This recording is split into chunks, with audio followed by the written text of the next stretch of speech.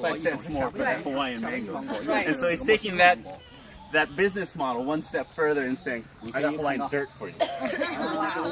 Never works. Exactly. So what oil did you get out of that? What is that? That's the sandalwood oil. Oh, it is. So what we do with the sandalwood trees, we'll see it when we get up a little further, is we take trees that are only 50% alive or dead. So yeah, we don't want to take any tree that is still a viable part of the forest. You know, if we were here just for money, we would take everything out. Yes. But we're not here. We're sustainable. We want to be around for a long time. At least I do. My daughter definitely wants it, and maybe her kids one day definitely want it. Right, generation change. Exactly. Hey. Ah! Can you tell us about it? Right, thank you. Are these all sandalwood? We don't have any lives. No, I'm just kidding. Yes, of course. So what you have here, because this area was pretty foresty, pretty hard hit with the previous owner as far as harvesting. And before our property came on, the thought of sandalwood was such an afterthought. They thought there was no money in it. It was sold by the pound because they just couldn't get it in the numbers, because a lot of people have no idea what sandalwood tree even looks like. And so the koa, which is this big tree, is what everybody thought of as the cash crop, because it's very expensive. Koa, K-O-A.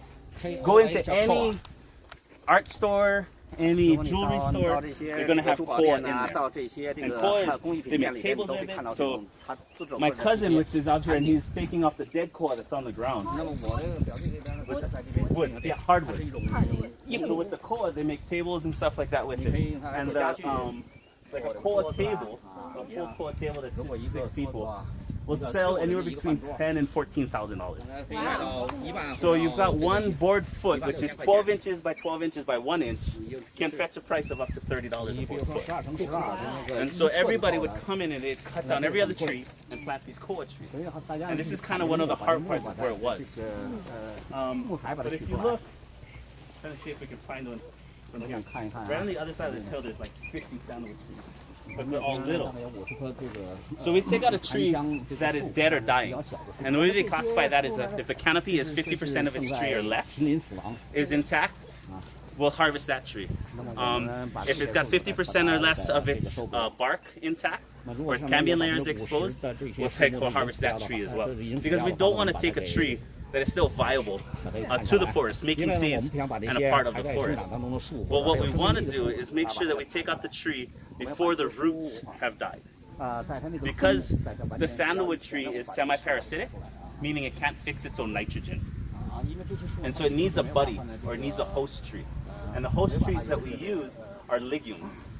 And so you know what a legume is? It's like a soybean. Anything with a soybean on it is a legume. So these koa trees are legumes. They have a big seed pod on them. They're not seeing right now, unfortunately, so you can't really see it. But this is a good host tree for them. The mamani, which is this little green tree in the back here, is the small leaf. You see the small leaf is kind of like a bush more than anything. And there's about 4 or 5 other native Hawaiian trees that we use as host trees. And so when we take out the root ball of one of these dying trees, if it's still alive, the roots are still alive. We take out the root ball and the roots have already attached to their host, so we get copicing or suckering growing off of them. Wow. And for every tree that we get off, the most we've got is 42 little trees off of one. But we get the average is about 15 to 20. You know, but we know that Darwin isn't going to allow all of them to survive. You know, only the strong are going to survive. But we want to give them as much of a head start as possible. So we haven't touched a tree on our 3,000 acres now for about 2.5 years. Wow. And because there's a lot of trees still here that still fit our criteria for harvesting, but we would do more damage than good trying to get that tree extracted out of the forest. So, like what Josh was saying is that we've currently managed over 300,000 acres, or 30,000 acres. And that's all into the forest over here. We have 3,000 acres here. And our neighbors saw what we're doing over here and was like, I want that. How do I get that? We experienced that a lot with Young Living. Yeah, you guys have done an amazing job of helping out some amazing companies. And, you know, we're very grateful that, you know, I think our current contract with you guys have been going on for 4 years. And the contract goes until 2022. So we got another 4 years, and hopefully they'll continue on. But yeah, so people look at us and it's like, how do we do that? And so they hired us to go in there and do the reforestation parts of it. And so what we're doing there is the same thing. We're building big fire breaks because there's three big, huge factors that kind of hurt the sandalwood trees. One is this kuyu grass. You see that real thick grass? And it's over here too. I mean, it's everywhere. That was brought in for the cattle, for feed. But the biggest thing is it's a blanket and it doesn't allow the young trees to come through. You know, it's so thick, and in some places it's up to your waist. So how do you get rid of it? The only way to combat it is by pulling it by hand, which is Super not fun. going to happen. Or fight it with shade. And so what we're trying to do here is trying to take back the property. You know, a lot of people's goals out there is to try and get it to be pre-human contact, and that's impossible. You can't do that anymore. It's like, you know, Avatar. It's unattainable. Right. You know, so what we're trying to do is pre-cattle contact. Take it back 150, 200 years and get it to the state where it was before, you know, because we're not going to be able to stop the little birds from spreading seeds. We're not going to be able, the wind blows and blows a bush up here. You know, it's going to be hard to combat that. Combat that. But with the grass, we can combat that, and we can hopefully get a lot of new trees coming up. And another one is the rat problem. That's going to be an issue no matter. Rodent problem.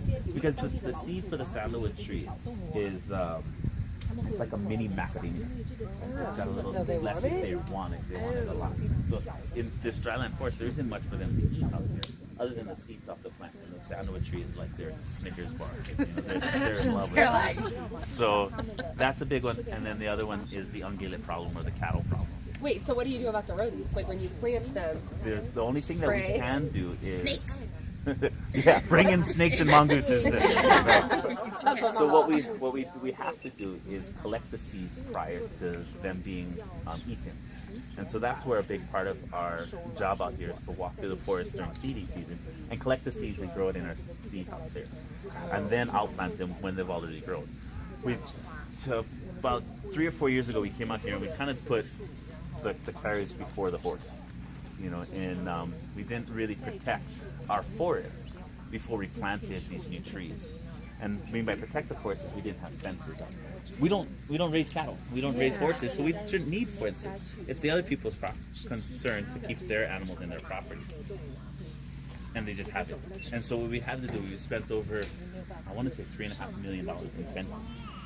And now we're at a point where we have no ungulates on it. We've got a couple of Wait, sheep. you have no what? Ungulates. So ungulates are split hoof animals or hoofed animals, large animals. So your cattle, your horses, sheep, Okay. pigs, goats, all Things of I those. should have learned in 3rd grade? All right. You probably learned that in 3rd grade. The word ungulate probably never came up. So you're good to go. Anything that chews its cud is an ungulate. There you go. See that smart guy? Sweet education. The funny thing is I had to eat a teaspoon of pepper this morning because I thought it was all split-toed hooves. And my younger brother's all like, no, horses are. And I was like, no, it's not. I was like, I bet you a teaspoon of pepper. So I ate a spoon of pepper this morning because there's a feeling bunch. good today. Oh yeah. So there's a bunch of different types of ungulates. There's subs underneath each ungulate. So like ungulate is a big umbrella, and there's a bunch of different kinds underneath it. Okay. But so now that we've got the ungulates under control and we have the fences up, now is our way to try and combat the grass with shade and by planting in seedlings, because now those seedlings will have a better chance of growing into trees. But let's continue on. Let's go get to the oil. Yes. So when the trees come from this is a little different than paleo. If you guys have been to other foodland farms, if you guys have been to other Young Living farms, you guys went more to just the operation side of it and then get to see the back side of it. Didn't get to see how. So this is a real raw feeling of what this project does. And so what we do is we bring in the logs from the field. They come out over here, that one's. They come out over here, we put them into that debarker. And it's the loudest machine in all of the land, I swear. And it just spins and it debarks the trees. And then from there we take it up to the chipper. Yep. Then we take it up to the chipper on the hill. We'll chip them. And then we take them to the granulator. And then we put them into the oil. But we'll just do that little circle here. But let's, I'm going to introduce you guys to the brains behind the operation here. The brains? The brains. I don't know. You The did first U guy- word. That was pretty brainy. The first guy is the guy walking away from us. That's Ryan. He's got to come back. He's got to go say hi to his dogs. But these are our boys up here. Like this is the machine inside the Ford, you know, or inside the Dodge. Like this is our engine. So the first guy here is Paul. It's Peter. Hi, Peter. Peter, big scary guy. He bites real hard. But he is in charge of the landing here. So when the logs come here, he is in charge to get it ready for the stills. The guy to the right with the hat down there, that's Paul. Hi, Paul. Paul That is must in be charge Mary. of harvesting the trees. He's in charge of what trees to take out of the woods. He's in charge of nope, yes, nope. He's the guy that takes those trees out. The guy to the right is Jonah. Hi, Jonah. Jonah is with Peter, and he's part of the crew that's on top of the landing here. He makes sure that the product that goes into the stills is where it needs to be. And this guy over here is Ryan Okimoto, and he works with Paul in the field as well. So he goes out and gets the logs and brings them back here, so that Peter and Jonah can take it one step further and get it ready for the stills. But here at Hawaiian, we're very, very family oriented. I mean, that kid I've known since what, 9 years old? He's been a really good friend of the family for now, what, 25 years now? Peter and Paul are both from Molokai. Paul is married to my first cousin. So he's married to my first cousin, lives not even 2 minutes from me. Peter is Paul's cousin from Molokai, and known my mom and my dad since forever. And Jonah, he's just a new guy. Jonah and Ryan have been childhood friends forever. You know, because it takes a special person to come up here and work up here. They live up here Monday through Thursday. And you can't just have anybody off the street come and hang out with you for 4 days. You know, you need somebody that you can trust, that you can rely on.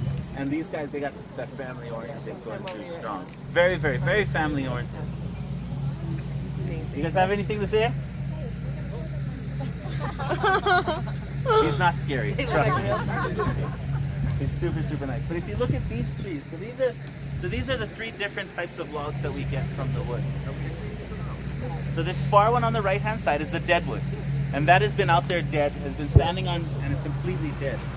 This is called a root ball. And so this is what we take most of the oil out of. But if you see, there's rocks in it.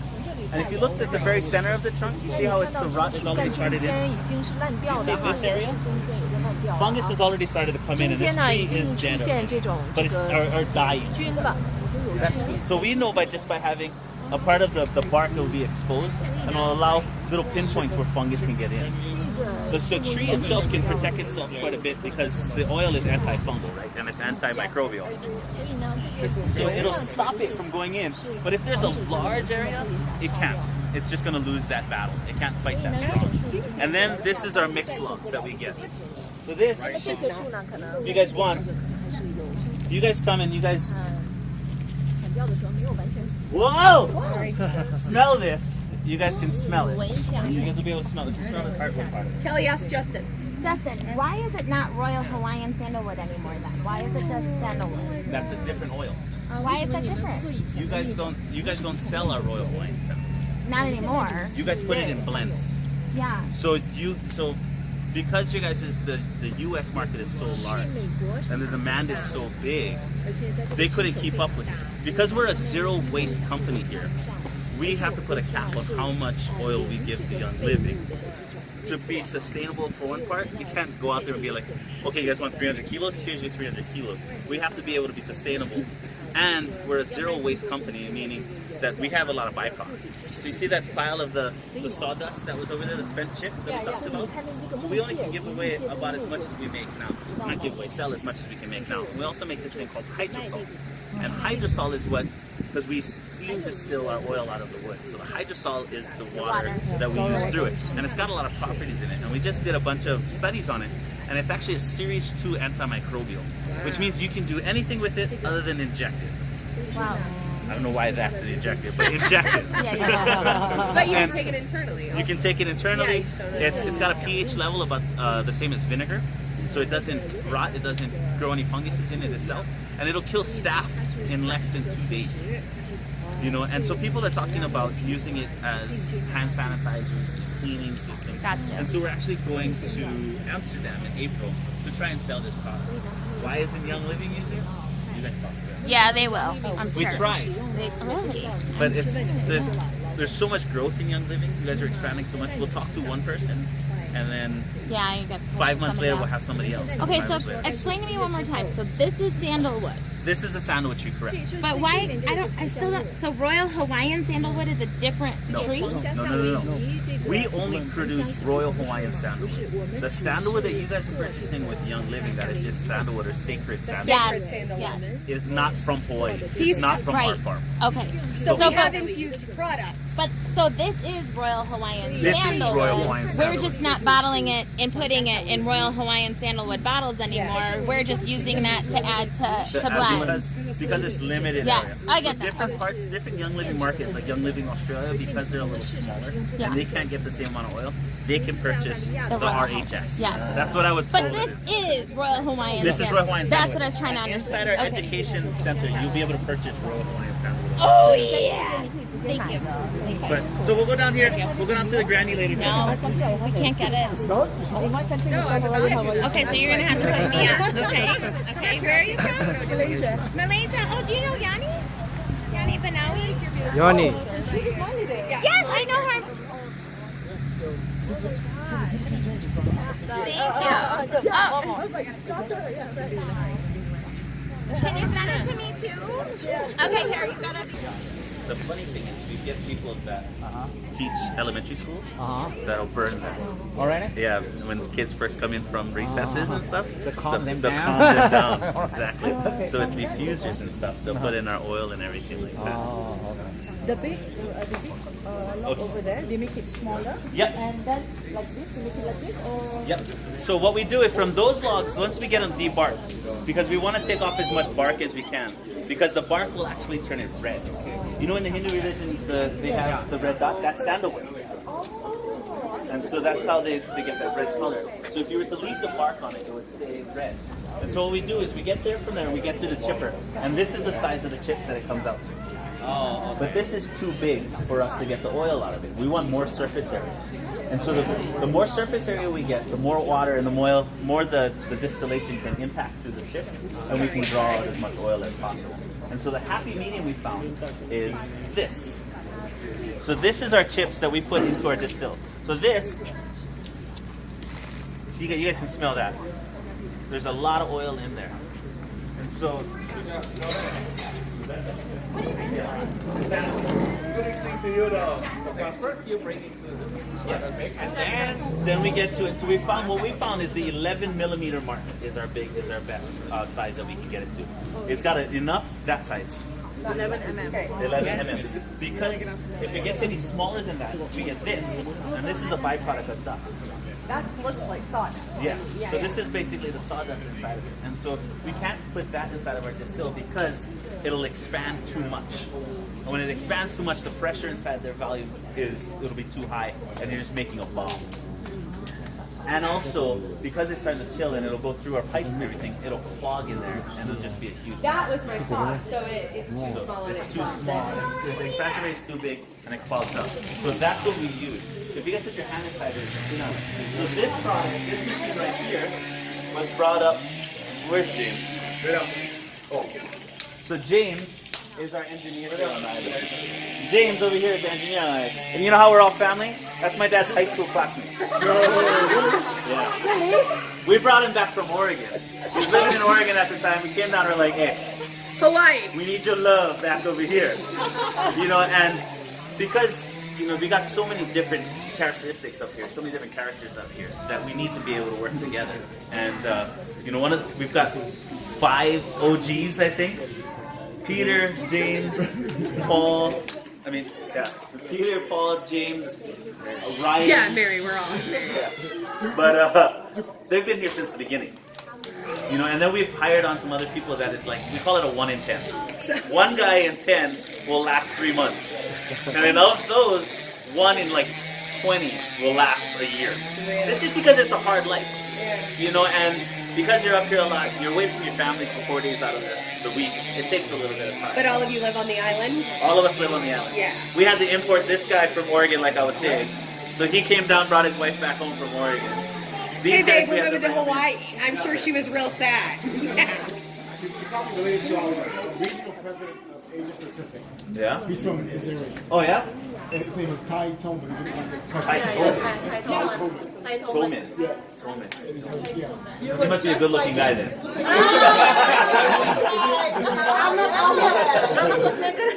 But so this, what you guys are smelling right here, is our dust that we sell, and you can make loose incense with it, and that's what that smell is. And like what the gentleman over here was saying, it's not a very powerful smell. It's not a, oh, I smell it. It's a real nice, calming smell, and it actually, I was telling him that kids, I don't know if it's an Afro, but elementary school teachers will put it in when the kids are coming in from elementary school, recess, Chill out. coming first thing after school, chill out. They don't want to play it after lunch because then everybody falls asleep. But after recess, before school, that's what they're burning inside their classrooms. And they've seen a lot. But from here, we'll go talk to Uncle John, literally my uncle. He's married to my mom's sister, and Andre. I'm so in love with all of that. Like, total family. And this guy, Oh my god. this is Polly Boy's son. Oh my god. He got little. Say hi to everybody. He's got eyelashes like crazy for days. He's so pretty. But Oh, sorry. so Auntie Iris is married, is my mom's sister. This is her husband, Uncle John. Uncle John and Andre are oil experts. They're in charge of running this right here. So these are the 5 torts that, these are the 5 torts that we make our oil out of. So on the other side of this wall are 2 boilers that we boil the water to 100 degrees centigrade to make it steam. It comes through the pipes, it goes to the bottom of these torts. And as it's going through, it hits pressure. So it can get a little warmer. And as the pressure is going through, it bonds with the oil in that 11 millimeter chip. And then from there, that oil and the steam come through the top. See that pipe coming out the top? Comes down the side, and then that tube on the side is a condenser. And it's got cold water in there, and it's basically like a radiator. It's got a little bit of tubes through it. And what that does is it cools it down. When it cools it down, it sits it in that, you see that little silo thing looking on the left-hand side? It stores it there until it gets colder. And just like everywhere else, oil sits on water. And so then we sit there, and those tubes on the top, we skim the oil off the top. And we'll put it in there. But Andre's gone to my high school since 8th grade. So it's very, very close to me. But we'll walk through this way. Just be careful not to touch anything. Because it is glass, it is going to be a little warm. And we don't want anything to break. Yeah.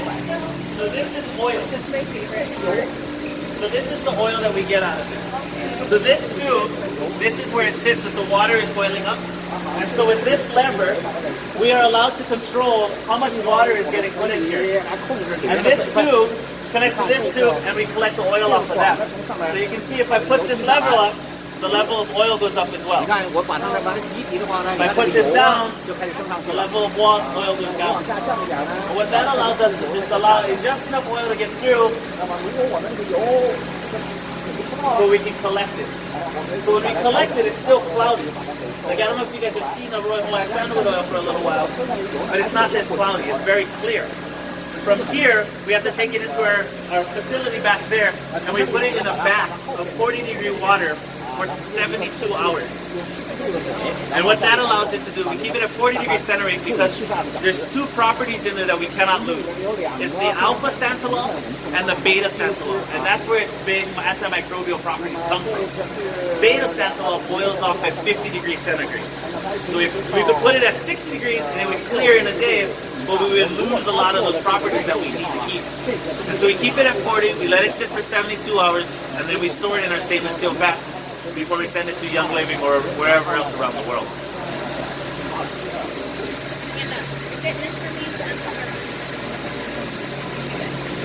This is the oil that we get off. This is our one-day oil. So they've still got to collect a lot of oil. So they've got probably 4 or 5 more bottles that will come off of this product. So out of one round, how much do you get? So each tort holds about 300 kilos of chip, depending on how wet it is. 300 kilos. So if it's mixed loss, which is the relatively light, there's still a lot of water in it. So it'll be heavy. So you get about 260 kilos of that kind of oil in it. But the deadlocks we can get about 300. I mean, or the other way around. We can only put 260 because the volume is so much more because of the water. But when it's dry, we can compact it. And we can get up to 300. But Does that mean that it's almost better the more dead the tree is? Or no? it's just opposite. The longer the tree is dead, the more oil will naturally evaporate into the atmosphere. So we'll lose that. But That makes more sense. so we get about 2% of oil for every kilo of oil. So 300 kilos, 2%, we get about 6 kilos per ton. So that's our yield of oil. So there's only about, for every 100 pounds of chips, we only get 2 pounds of oil. So, what do you do with like the water? 'Cause it's The water is a hydrosol, and so that's how we sell it. So like, we're trying to bring this number up high enough. I don't want to put water in here, so I'm trying to.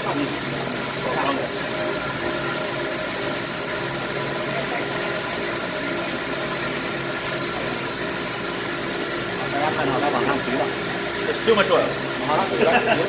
So the hydrosol is this.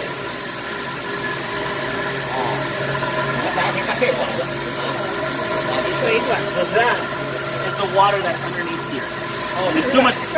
You'd be able to see it, but it was just too much oil in there. But that hydrosol, that's the antimicrobial. That's where we got the bioscreening. It's got a very, very lovely smell to it. People use it as a toner. They spray it on their skin. All of that's got a little more inside here as well. So we'll go inside the exchange and get it out. Yeah. That's what I was thinking. Very nice. Let me bring it in here. So this is the bath that I was talking about inside here.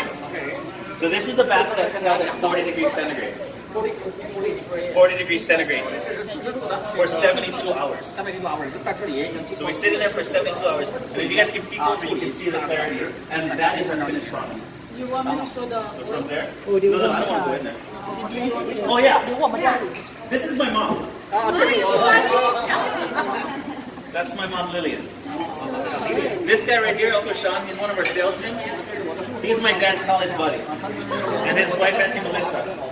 But yeah, if you guys want to look at the oil, so that's the finished product. 这就是已经完成了这个最终的产品。成品。Turn it around. Yeah, right. Yeah, like that. Let's see what you follow. Yeah, 72 hours.